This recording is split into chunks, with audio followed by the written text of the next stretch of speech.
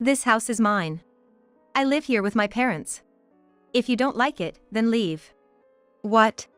The moment my dream home, a newly built single-family house, was completed, Bob said that to me. I unexpectedly shouted in disbelief and froze. However, he didn't seem to be joking. He seemed serious about it. Thinking it was pointless to argue, I whispered in resignation. All right, I'll go. But before you leave, do me a favor. It seemed like Bob had been waiting for me to say that, as he promptly handed me a divorce attorney's business card. Always so careless, yet so well prepared at a time like this. I later reported Bob's actions to my parents. My mother was at a loss for words, and my father was furious. He'll get what's coming to him. It'll be all right. But contrary to my parents' reactions, I couldn't help but smile. My name is Catherine Smith, 28 years old. I now live in an apartment in a small town in Nebraska after leaving my parents' house, and run a nail salon there. I'm also married. I met my husband, Bob, through a friend about 4 years ago. My first impression of Bob was that he seemed very kind. Not exactly a heartthrob, but he didn't gamble, smoke, and only drank moderately. He seemed like the ideal husband. Moreover, like me, he was an only child and appeared to value his family a lot. We connected on that. We believed we could both cherish each other's families. He was different from anyone else I'd ever dated.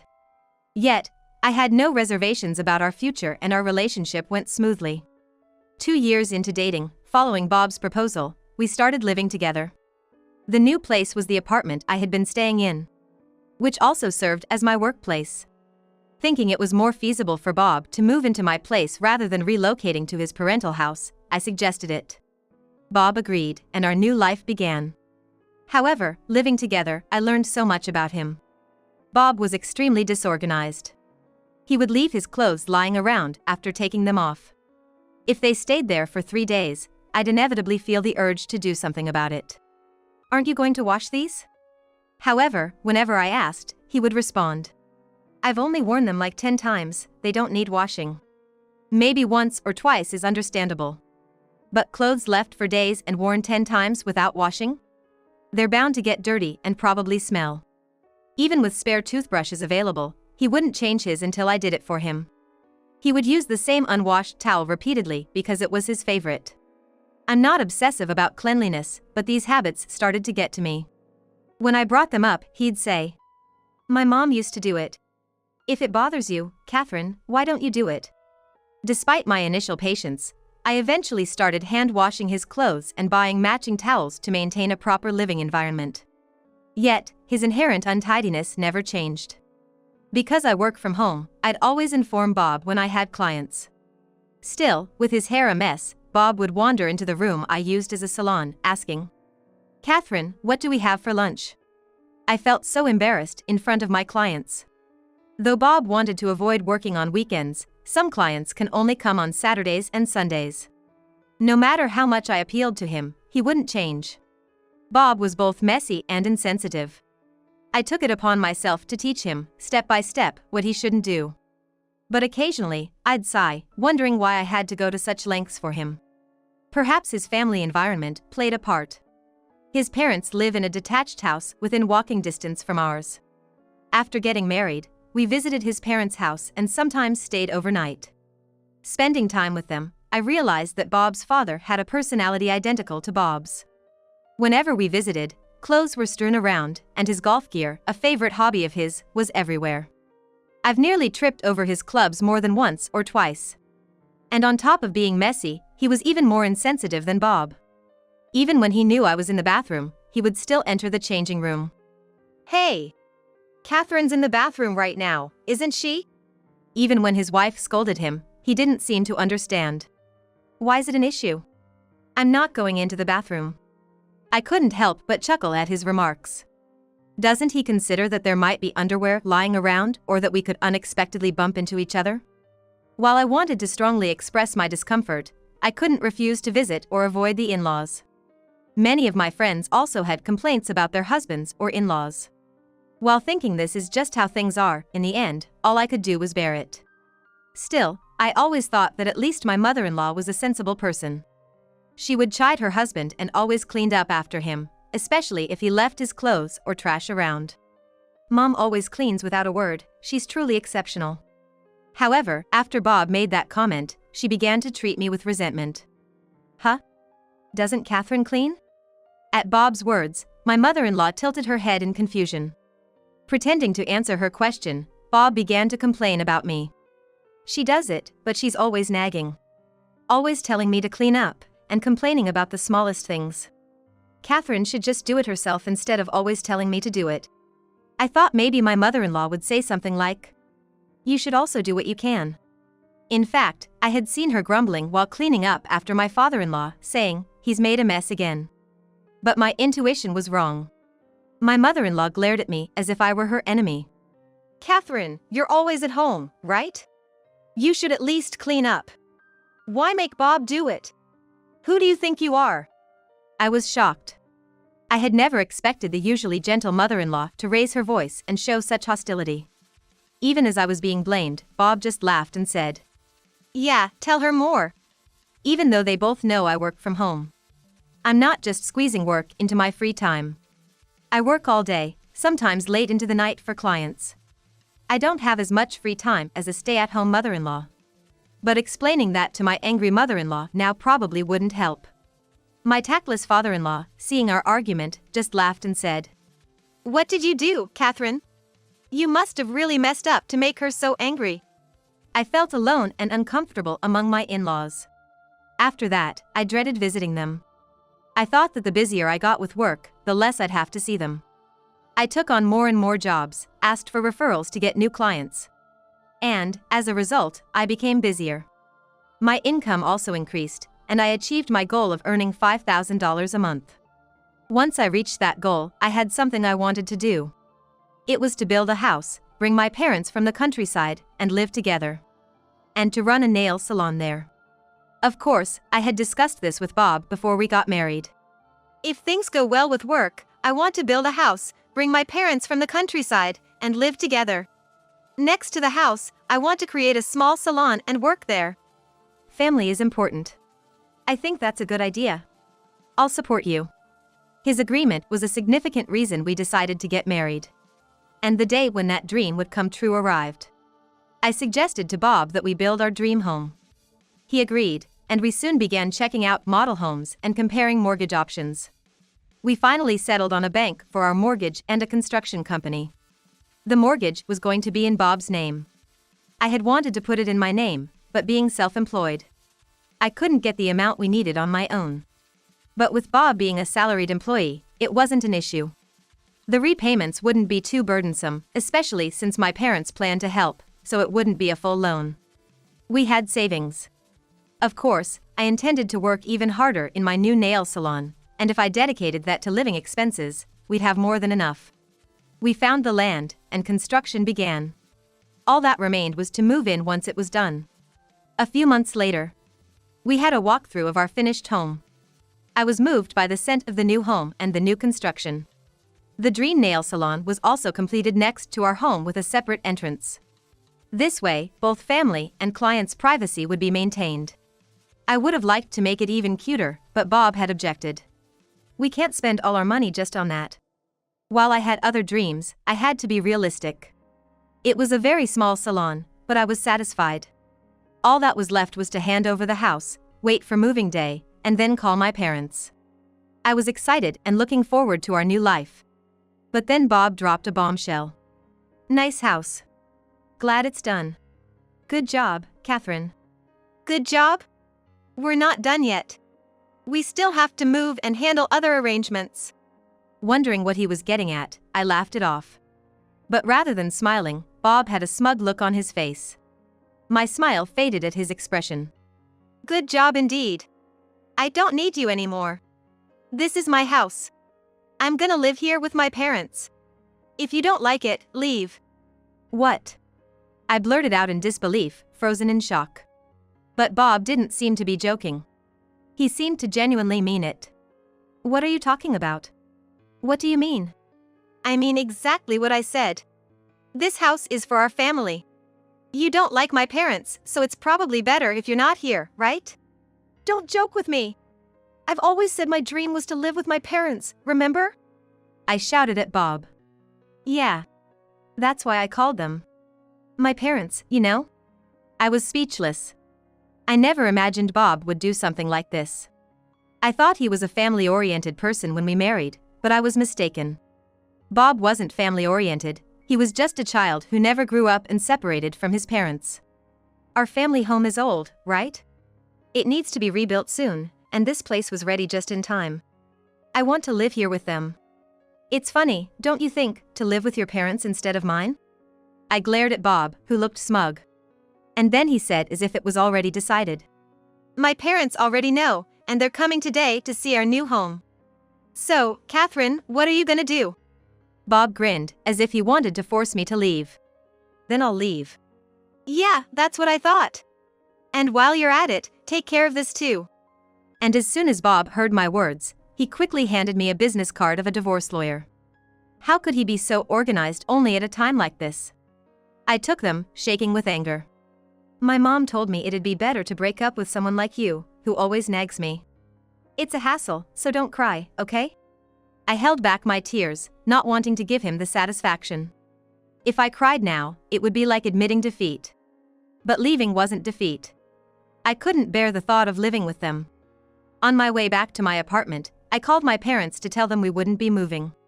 Confused by the situation, they immediately came from the countryside. You can't just tell us it's cancelled over the phone.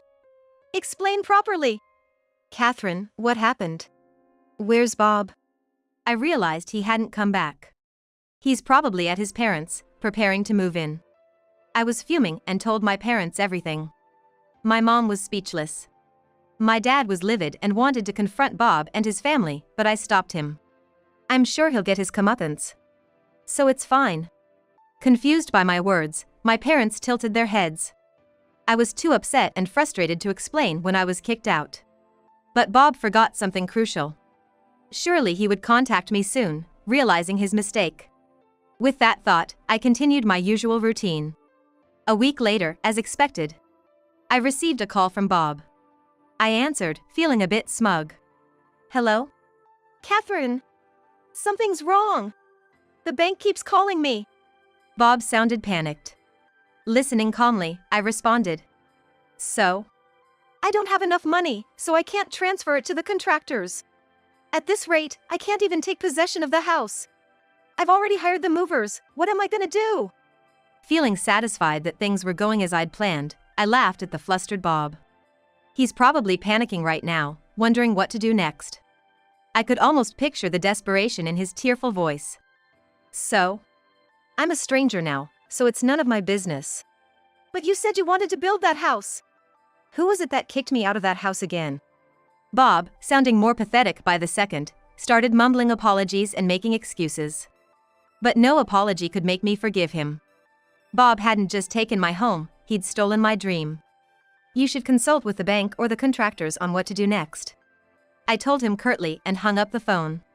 He tried calling several times after that, but I was about to see a client. I turned off my phone and got to work. The reason he couldn't take possession of the house was simple: he didn't have enough money in the account. Today, the mortgage was supposed to be executed. Combining that with the balance, the money should have been transferred to the real estate agency. But without the necessary balance, the transfer couldn't have been made. Originally, my parents were gonna gift me $100,000 for the house. Without that entire amount, of course he couldn't make the transfer. Bob probably forgot about my parents' assistance. After seeing my clients, while I was cleaning up, I heard the door to the apartment open. Bob stormed in, his face red with anger. What's going on? You said everything was taken care of. Explain yourself. I decided to let him in on the situation. And he instantly went pale. Please. Let's pretend the divorce never happened and ask your father for the money. He got down on his knees, begging. Who's the one that kicked me out of that house? Why would I help you now? But that house has your salon in it, didn't you always dream of that? I don't need such a tiny shack anymore. My words left Bob in despair. And there he was, apologizing over and over, tears and snot streaming down his face. But looking at Bob in that state, I felt no sympathy whatsoever. Maybe my love for him had already vanished the day he turned his back on me. Don't cry, will you? It's annoying. I threw his words back at him. And if you're gonna plead with someone, why not your parents? They're so fond of their little Bob, after all. I said with a smirk and then kicked him out. In the end, Bob ended up using all his parents' savings, sold off his father's prized golf clubs, and even canceled their insurance to make up the $100,000. Because of the insurance cancellation fees and such, the move couldn't be completed on the scheduled day, so the movers had to be canceled. Of course, this meant incurring cancellation fees. I had no choice but to pay those fees and reschedule. The family home was supposed to be sold, but it was too old and no buyers were interested. Someone showed up offering to buy the property if we'd tear down the house, but we couldn't afford the demolition costs. So, we had no choice but to leave the demolition to the buyer and sold the property for a pittance. Bob and his family might have run out of money, but they managed to move into the new house. But from now on, nearly all of Bob's salary will go towards the mortgage. I'm a little curious about how they're going to manage their finances. 6 months later, I had plans to meet up with some friends. Since some of them have kids, we decided to have lunch together. I was looking forward to this day and didn't take any appointments for the lunchtime. The friend who introduced me to Bob was there, and since everyone knew about our divorce, Bob wasn't present. However, Bob was the hot topic of conversation. Speaking of which, I heard Bob's mom is hospitalized due to an injury. Really? Yeah. She slipped on clothes Bob left lying around and fell awkwardly, fracturing her pelvis. I couldn't help but smirk, thinking about their new house getting messy because Bob can't clean up after himself. One friend, curious about another's source of information, asked, "How did you find out?" He contacted me a few days ago asking to borrow money. They don't have insurance, and they need money for medical and living expenses. Considering everything with Catherine and expecting he'd ask again, I've decided to cut ties and deleted his contact. Praising the friend's wise decision, I added, "That's the right call. Nothing good comes from associating with him." And we all laughed. After taking a short break and returning home, I noticed a new booking. I had some time before my next appointment, so I responded immediately. I need to make as much as I can now. But to my surprise, the person who showed up was Bob. "What are you doing here?" "What do you mean? I made an appointment. I want you to do my nails." He grinned sheepishly. I stopped him from entering without hesitation. Bob had always dismissed the idea of men getting manicures as too bothersome or unmanly. But nowadays, even men get manicures. He used to mock it, so what changed his mind? "Really? Aren't you here to borrow money?" When I said that, Bob's eyes widened. It seems I hit the nail on the head. "If you know, then it makes things easier. Please, I don't need the manicure. I don't even need to come inside, just lend me $1,000. I sighed deeply. Bob continued with his sob story, trying desperately to evoke sympathy. "I never really wanted to break up. Ever since you left, it's been one disaster after another. I've come to realize just how important you were to me. It's not too late. Can't we get back together? I'm sure both of my parents would welcome you back with open arms." The look on his face as he said that, with tearful eyes shining, was like something out of a soap opera. I sighed heavily at the sight of him. "To begin with, I have no intention of getting back with you, and I wouldn't want to live with those people no matter what. If you want to change your life, you need to start by cleaning up your messy lifestyle. It's because of your carelessness, leaving clothes all over the place, that your mother got hurt. How did you? By the way, it's about time. Today's appointment fee is $30.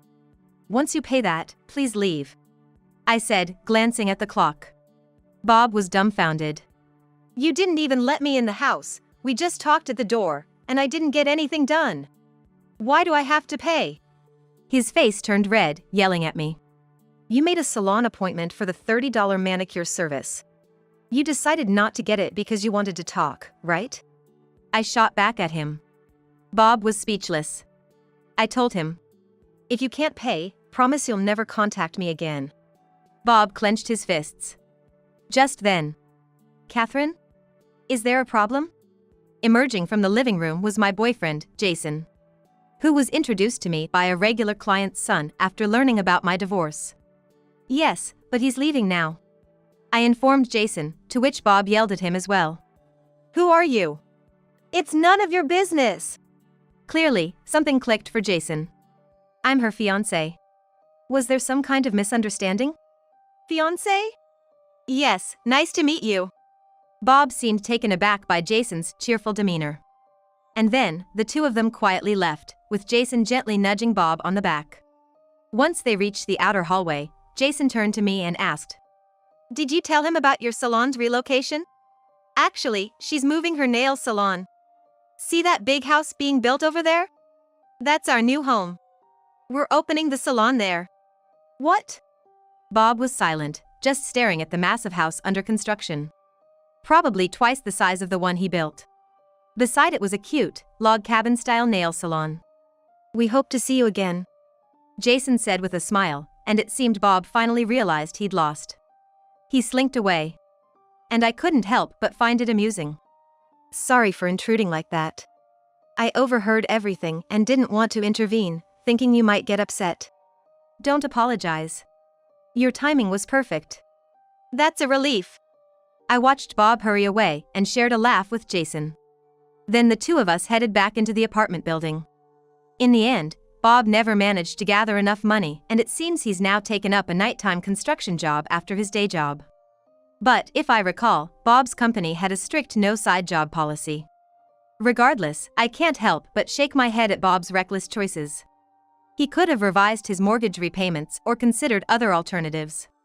But he never did anything before, so maybe he never thought of it. It's probably only a matter of time before his workplace finds out about his second job. I heard that his father-in-law has been working at a supermarket. A friend saw him and let me know. Bob always seems to rely on his parents. But it's also the parents who raised such a child. Life's tough, but I hope they do their best. Bob's mother has been having difficulties moving due to numbness from the after effects of a pelvic fracture.